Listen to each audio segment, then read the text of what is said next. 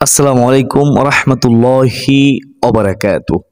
আজ আমি গুনাহগার এমন একটি দোয়ার কথা বলে দেব যে দোয়াটি সম্পর্কে রাসূলুল্লাহ সাল্লাল্লাহু আলাইহি ওয়াসাল্লাম বলেছেন, এই দোয়া পড়ে আল্লাহ তাআলার কাছে যা চাওয়া হবে আল্লাহ তাআলা তাকে তাই দান করবেন। বলুন না সুবহানাল্লাহ। রিজিক চাইলে মহান আল্লাহ তাআলা রিজিক দিবেন, সম্মান চাইলে আমার নবীজি বলেছেন সম্মান দিবেন। সে যদি ঋণগ্রস্ত থাকে, ঋণ থেকে মুক্তি কামনা করলে মহান আল্লাহ তাআলা তাকে ঋণ থেকে মুক্তি দান করবেন। সন্তানের প্রয়োজন হলে সন্তান চাইলে এই দোয়ার বরকতে, এই দোয়ার উসিলায় আল্লাহ রাব্বুল আলামিন তাকে সলিহিন নেককার সন্তান দান করবেন। সুবহানাল্লাহি ওয়া বিহামদিহি সুবহানাল্লাহিল আযীম। সর্বোপরি কথা হলো সকল সমস্যার সমাধান হবে যদি বিশ্বাস থাকে।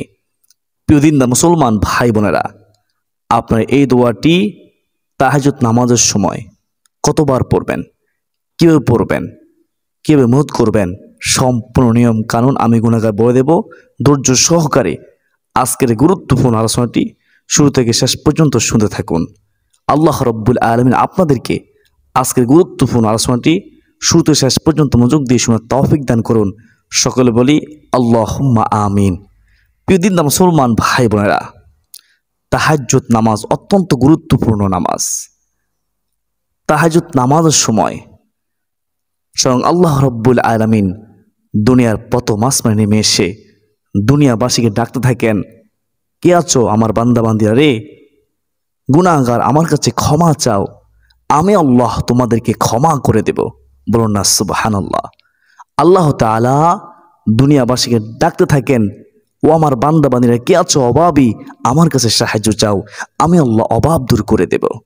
তাহাজ্জুদ নামাজের সময় আমার নবীজি বলেছেন, মহান আল্লাহ তাআলা দুনিয়াবাসীকে ডাকতে থাকেন, কে আছো সন্তানের প্রয়োজন, আমার কাছে সন্তান চাও, আমি আল্লাহ সলিহ নেককার সন্তান দান করব।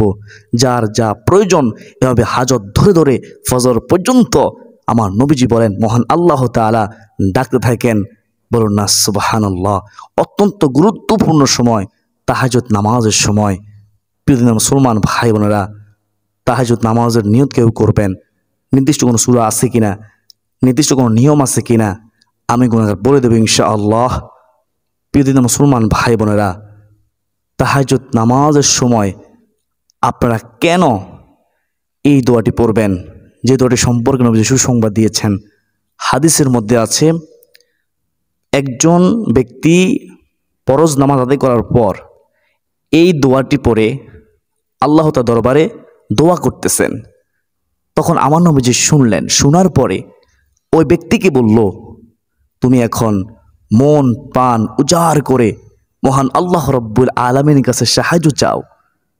শুনো, তুমি যা চাইবে আল্লাহ রাব্বুল আলামিন তোমাকে তাই দান করবে, কারণ তুমি ইসমে আজম পাঠ করেছ। দোয়াটি কি? ইয়া জাল জালালি ওয়াল ইকরাম। ওই ব্যক্তি এটি পাঠ করে ফরজ নামাজের পরে দোয়া করতেছে। আমার নবীজি শুনেছেন, শোনার পর আমার নবীজি সুসংবাদ দিয়ে, আমার বিশ্বাস যারা শুনেছেন তারা আর কখনো এই দোয়াটি পড়া থেকে বিরত থাকবেন না ইনশাআল্লাহ। ইয়া জাল জালালি ওয়াল ইকরাম, ইয়া জাল জালালি ওয়াল ইকরাম। তো প্রিয় মুসলমান ভাই বোনেরা, দোয়াটি সম্পর্কে হাদিসে কি রয়েছে আপনারা বুঝতে পেরেছেন। তাহাজ্জুদ আমাদের সময় সম্পর্কে কতটা গুরুত্ব রয়েছে হাদিসের মধ্যে বুঝতে পেরেছেন। এখন শুনুন তাহাজ্জুদ নামাজ কেউ পড়বেন, তারপর কীভাবে দোয়াটি পড়বেন, কেউ মুদ করবেন। তাহাজ্জুদ নামাজের সময় আপনারা উত্তমভাবে ওযু করবেন। ওযু করার পর আপনারা জায়নামাজে দাঁড়িয়ে জায়নামাজে দোয়াটি পড়বেন, ইন্নী ওয়াজ্জাহতু ওয়াজহিয়া লিল্লাযী ফাতারাস সামাওয়াতি ওয়াল আরদা হানিফা ওয়া মা আনা মিনাল মুশরিকিন। এই দোয়াটি পড়ার পরে তারপর নিয়ত করবেন, তাহাজ্জুদ নামাজের নিয়ত করবেন। 2 রাকাত করে তাহাজ্জুদ নামাজ, সর্বনিম্ন 2 রাকাত, ঊর্ধ্বে আপনি 2 রাকাত করে 4 রাকাত, 6 রাকাত, 8 রাকাত, 10 রাকাত আপনি পড়তে পারেন। প্রিয় দিন মুসলমান ভাই বোনেরা, কমপক্ষে 2 রাকাত তাহাজ্জুদ নামাজ পড়ার চেষ্টা করবেন।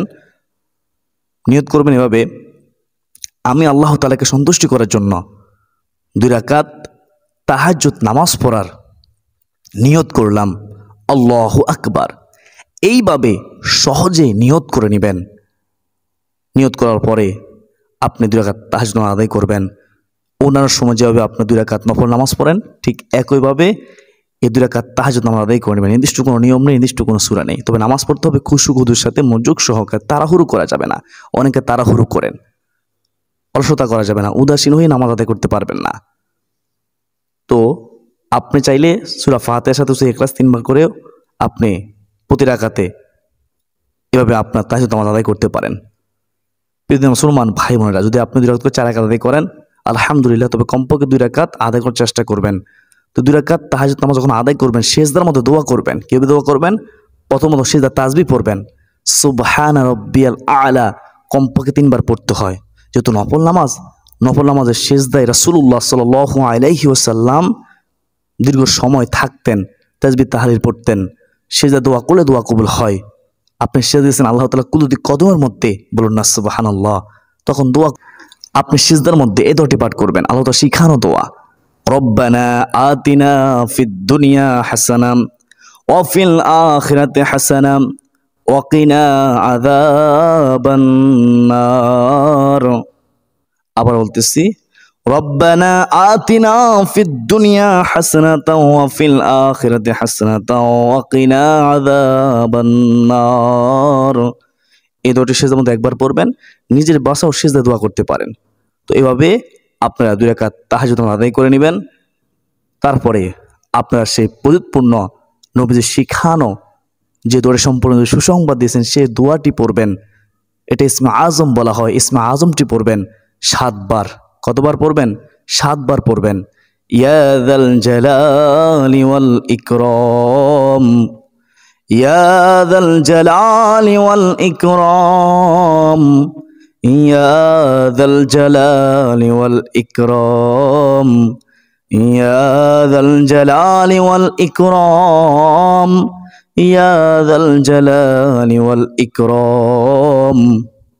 নবীজি সাল্লাল্লাহু আলাইহি ওয়াসাল্লাম কতবার পড়তে হবে হাদিসের মধ্যে বলে নাই। আপনি চাইলে বেশিও পড়তে পারেন। তো আপনি ওজিফা আকারে 7 বার পড়বেন। চাইলে আপনি 3 বারও পড়তে পারেন, 1 বারও পড়তে পারেন। তো আমরা তো গুনাহগার, আমরা তো পাপী, আমাদের ভুল হতেই পারে, আমরা মানুষ। তো আমরা 1 বার নয়, 3 বার নয়, 5 বার নয়, কমপক্ষে 7 বার এই দোয়াটি পড়বো, ইসমে আজমটি পড়বো। আমরা সবাই জানি ইসমে আজম এমন একটি শক্তিশালী দোয়া, ইসমে আজমের মাধ্যমে দোয়া করতে দেরি আল্লাহ তাআলা কবুল করতে দেরি করে না।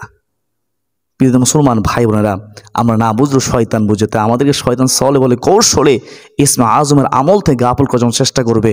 আমরা শয়তানের দোকায় পড়বো না ইনশাআল্লাহ। প্রিয় মুসলমান ভাই বোনেরা, 7 বার এই ইসমে আজমটি পড়ার পরে, দোয়াটি পড়ার পরে, ইয়া জাল জালালি ওয়াল ইকরাম পড়ার পরে আপনারা দুরূদ শরীফ, দুরূদ ইব্রাহিম আপনারা 1 বার পড়বেন। আল্লাহুম্মা সাল্লি আলা মুহাম্মাদিন ওয়া আলা আলি মুহাম্মাদ কামা সাল্লাইতা আলা ইব্রাহিম ওয়া আলা আলি ইব্রাহিম ইন্নাকা হামিদুম মাজিদ। আল্লাহুম্মা বারিক আলা মুহাম্মাদিন ওয়া আলা আলি মুহাম্মাদ কামা বারাকতা আলা ইব্রাহিম ওয়া আলা আলি ইব্রাহিম ইন্নাকা হামিদুম মাজিদ।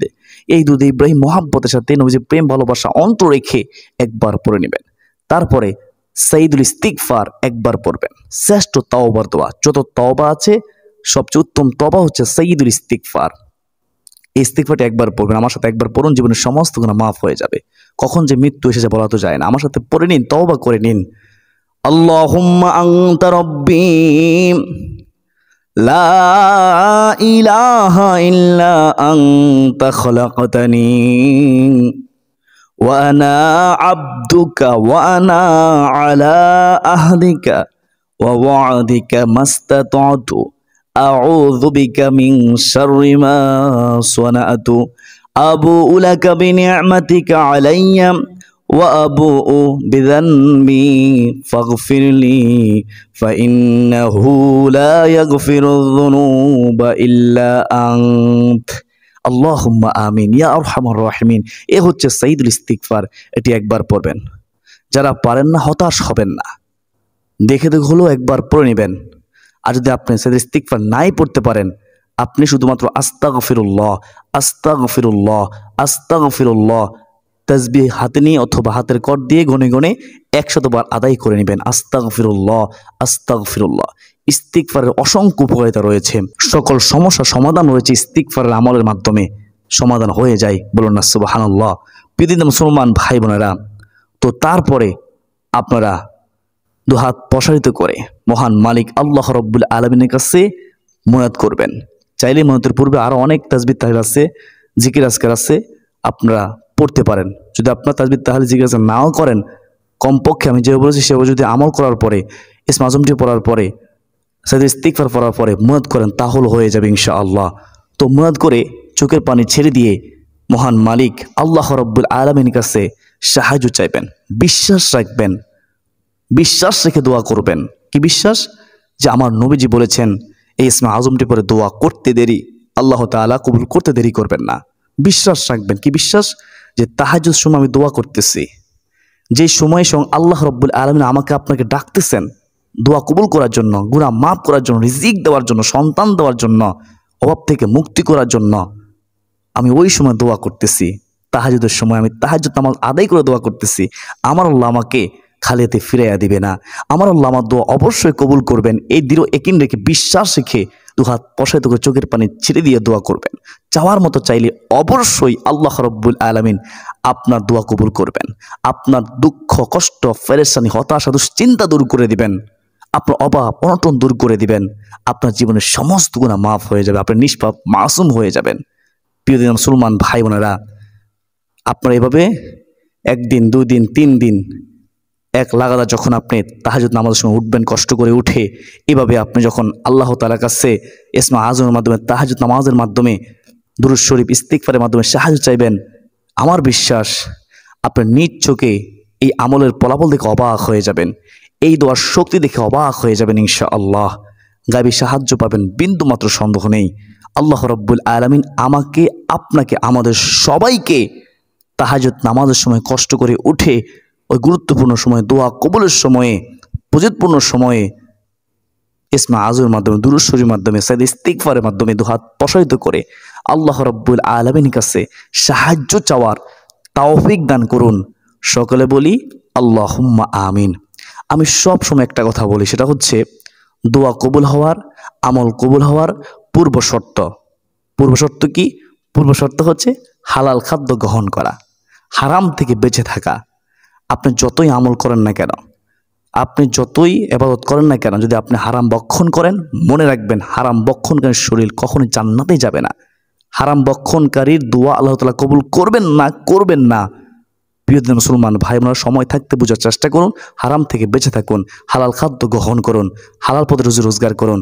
আল্লাহ রাব্বুল আলামিন আমাদেরকে হারাম থেকে বেঁচে থাকার তৌফিক দান করুন। সকলে বলি আল্লাহুম্মা আমিন। আসুন এ পর্যন্তই, সকল সুস্বাস্থ্য কামনা করে বিদায় নিচ্ছি। ওয়া মা আলাইনা ইল্লাল বালাগ। আসসালামু আলাইকুম ওয়া রাহমাতুল্লাহি ওয়া বারাকাতুহু।